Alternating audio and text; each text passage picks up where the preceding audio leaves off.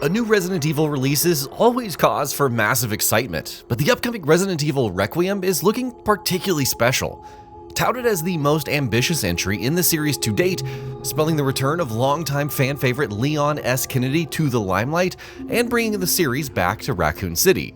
Based on all that we've seen of it so far, it seems safe to say that Requiem is shaping up to be one of the most significant Resident Evil releases in recent memory. Ahead of its release, in a comprehensive, multi-part series, we're going to recap the entire story of the Resident Evil franchise to catch up and prepare. We'll be covering the events of every canonical entry, and we'll be doing so in chronological order, not in release of order. That, of course, means that Resident Evil 0 comes first. But before we get to the series' first chronological entry, we're going to spend some time going over the lore and backstory details that are going to be crucial as we move ahead. So, we should also note that for Resident Evil games that have received remakes, our focus for this story recap is going to be on the remakes rather than the original releases.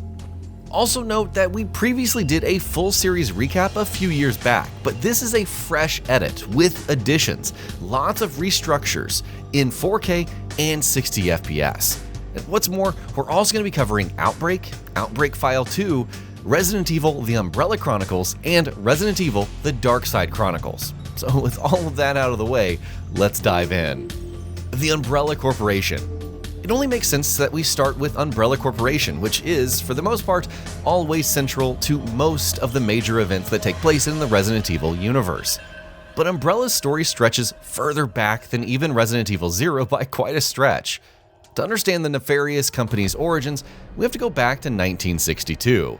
Specifically, we have to talk about three pivotal figures in Resident Evil canon: Dr. Oswell E. Spencer, Dr. Edward Ashford, and Dr. James Marcus.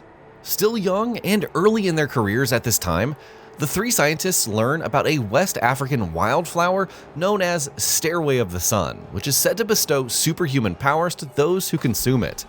Research and study of the legend leads the three scientists to learn that there really is some truth to it as it turns out. Those who consume it do indeed get certain powers, which are derived from a mutagenic viral infection in the flower. Spencer, Ashford, and Marcus name this virus the progenitor virus, and arrive at the conclusion that the flower can be used to create an improved and superior form of humans. Unsurprisingly though, further research into the flower and the progenitor requires constant and healthy funding, which is where Umbrella comes in. Spencer, Ashford, and Marcus set up a pharmaceutical company called Umbrella Corporation, with their goal being to use the money that they make from it to fund their progenitor research. That's not where they stop either.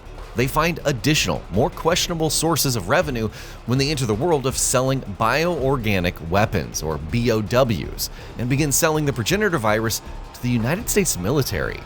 It pays off, however, because Umbrella and its founders begin making money hand over fist.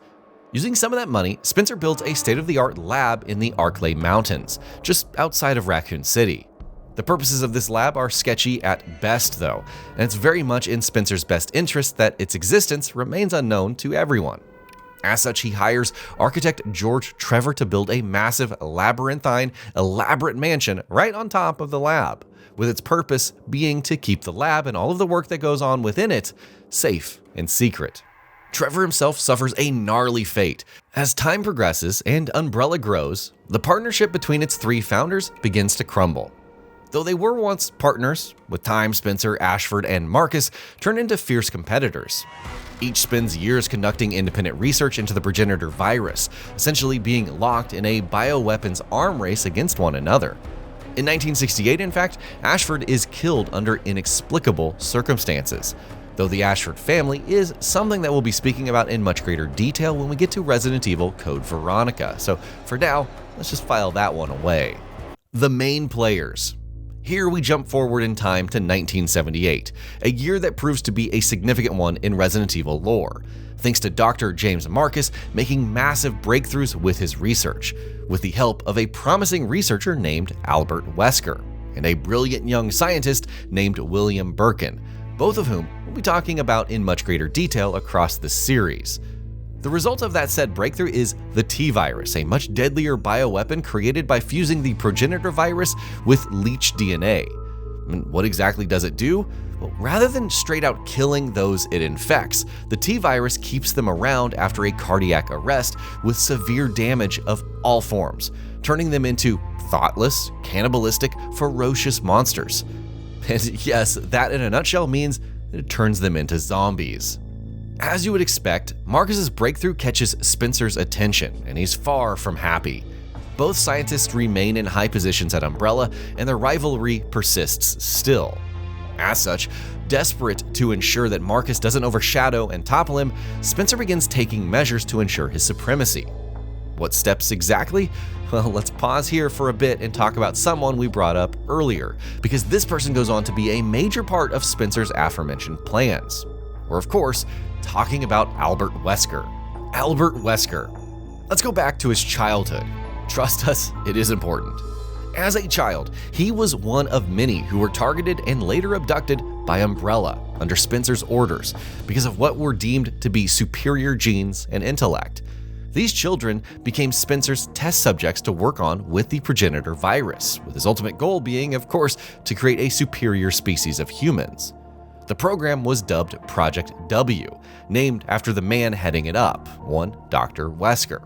In fact, not only did Spencer name the project after him, he also gave the name Wesker to all of the children he abducted. These children, including Albert Wesker, were contained in controlled environments where they would receive the best education and training, but were also constantly brainwashed by Spencer. All children were also infected with a prototype virus derived from the progenitor, though only 7% of them survived. Of that small batch of survivors, the one that caught Spencer's eye the most was Albert Wesker, who would go on to join Umbrella as a promising researcher upon turning 17 in 1977. And now, having helped Dr. James Marcus with the creation of the T-virus, along with William Birkin, Wesker becomes central to Spencer's plans for seizing full control and eliminating Marcus. Wesker and Birkin are both poached by Spencer, and it's not long before he has their complete and absolute loyalty. Shortly afterward, he orders the two to assassinate Marcus, orders that they follow without hesitation. While Marcus is in the middle of experimenting with a queen leech that he has injected with the T-virus, he's attacked and killed by Wesker and Birkin. From that point on, both characters continue to take leaps. By 1996, Wesker had joined a special division in the Raccoon City Police Department, Special Tactics and Rescue Services, or STARS, an elite force that sits high up on the pecking order within the RPD, just to say the least. Wesker functions primarily as an undercover plant for Umbrella, with his priority always being to ensure that RPD doesn't look into Umbrella or Spencer and their work too closely. By 1998, Wesker became the captain of STARS, though we'll get to all of that a little later. William Birkin's further role. Birkin, who, with Spencer's support, steals all of Marcus's work and takes credit for it. He continues that work and takes it forward, and a lot of his work ends up hinging around a key subject named Lisa Trevor. And so, who is Lisa Trevor? Well, this is where we go back to George Trevor, the architect who built Spencer Mansion in the Arklay Mountains. Shortly after construction was completed, Trevor, his wife Jessica, and their daughter Lisa were invited to the mansion by Spencer under the pretext of celebrating the architect's work. Both George and Jessica Trevor were killed, however, with Spencer wanting to ensure that they would never be able to reveal the mansion's secrets, including, of course, the lab underneath. Their daughter Lisa, meanwhile, was taken captive. Years later, she's still alive, but not in great condition, to put it mildly, having been basically a lab rat for years. After James Marcus's assassination, through a convoluted series of events, William Birkin ends up getting his paws on Lisa Trevor as well, with the intent of using her as a test subject for one of his own experiments. The results of that experiment?